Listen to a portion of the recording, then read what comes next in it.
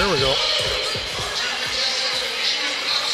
All right, well, as they say, the pendulum has swung the other way here. Connor Burke joining me. Connor, you've been here watching it all. The first period come out nice and strong. We knew we had to.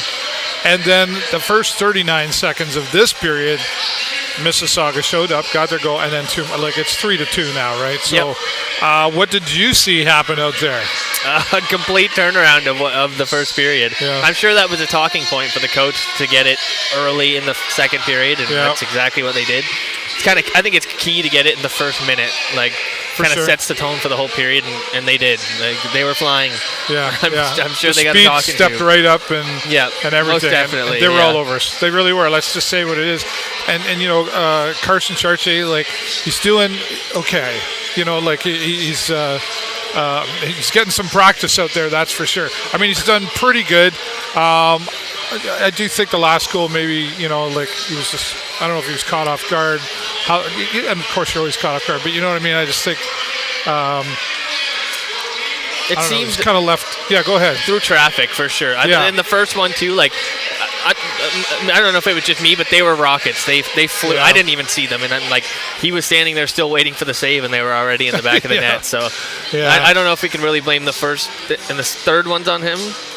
They were just and that one was through the legs. I don't know what he was expecting there, but that was a pinpoint. Well, it's experience versus experience at the same time, right? Mississauga does have a strong team. They're predicted to be a very strong team next season as well. And, I've asked this to Lee and to Billy there, but your thoughts on, Mississauga has already clinched a playoff position. We're fighting to get into the playoffs, which, to be fair, is probably not likely. Right. Not to be negative, but that's, I think, what most are expecting, even though the fan support is still here. But what do you think Mississauga, is that an advantage, I guess, for Mississauga because they've clinched and we're not?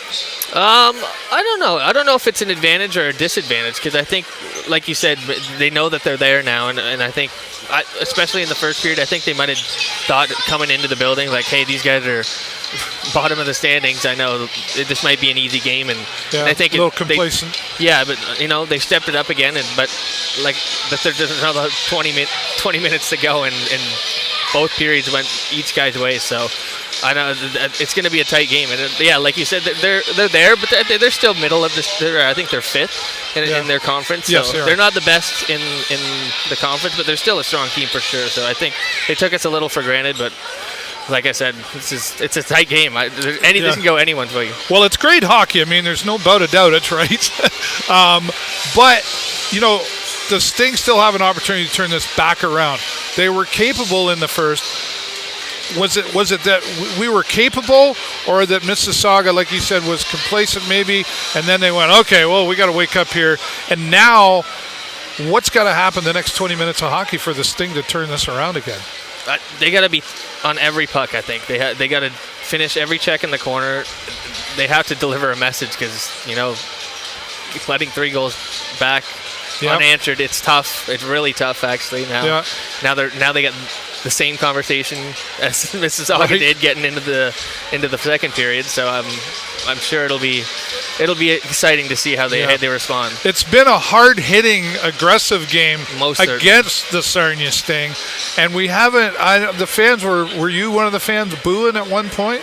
Just a little bit, just at one point. I think the refs are letting it fly, maybe just a little too much, but that's their game. Yeah, I don't have the whistles, so yeah, they're not my decisions, but they're letting it fly a little bit, and I think it's going both ways. It's not one-sided, but I think everyone's getting a little chippy, and I think they're just kind of turning a blind eye. So I guess. Well, and as a fan, for you to say, I think it's working both ways here. That's because a lot of times, like Billy would say, you get that hometown mentality with the referee. Oh yeah, for sure. I missed what happened out there. I don't even know where I was, what I was doing, but there was something happened with our goalie, and can you describe what I missed? I was kind of looking for you to see what. I missed. I had looked away for about 3 seconds. I know they were booing about the call, but then I think he had come up the middle of the ice and gotten in an altercation with one of the Mississauga's players. I don't know if that was after the TV timeout, and they didn't show the replay. So right, okay. I hope someone caught that. Well, that's he's a fiery goalie for sure. So I would not be surprised if he gave someone a little shot in the legs or something on the way by. Okay, all right. That's kind of what I heard from a couple other. They're like, oh, something there. So I think you're probably right there. Tampon Tuesday. Did you ever think I would say that here on a broadcast? It's good to see. But it is. Tampon Tuesday is here, even though it's Wednesday. But just another community partner with the Sarnia Sting. And you can keep an eye out on Facebook for Tampon Tuesday. And what that is ladies' products, women's products. They're expensive.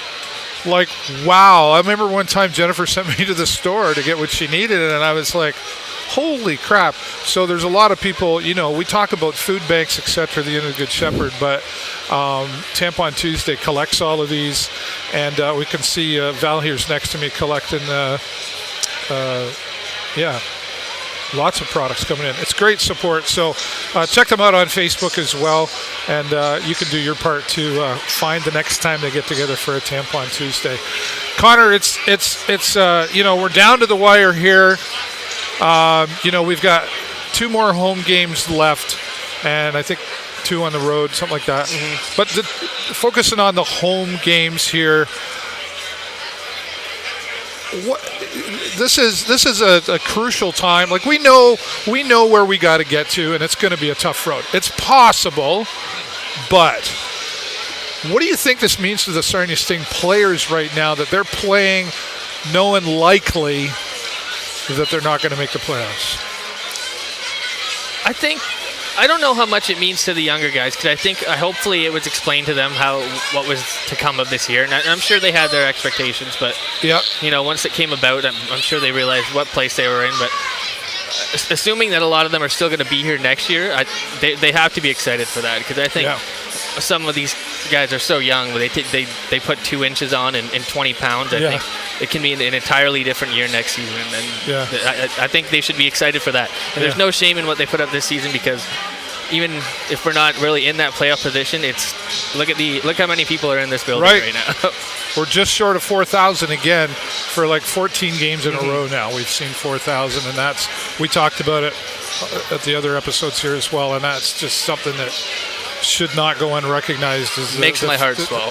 Right, it really does, because especially it's warmer weather right now, you could be out doing anything else on a Wednesday night. Could be at the Alberts getting some fries. Right, they're open now, that's right. And I got my motorcycle out today. I'm very excited for that. I saw that. I'm sure you're having a good time. Well, I went to go take it out the other day on this beautiful day, and hey, who's that there? Friend of yours? That's Nikki. Okay. No, that's Nikki. That's what she grows. Friend of yours? She has a plant store downtown. Yeah. Right. I do. I forgot about that. I've been in her store. It's pretty cool. Yeah, it's a very nice store. Yeah. It's great to see, because, like I say, nice weather and everything happening out here. But the next few games at home really does have to mean something to the Sarnia Sting still, regardless of the implication. Right.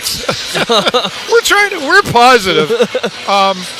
They're going to come out here now, another 20 minutes of hockey. They really got to turn it around, and this is going to be the toughest period out of all of these 3. I think so. Do you think we're going to see some?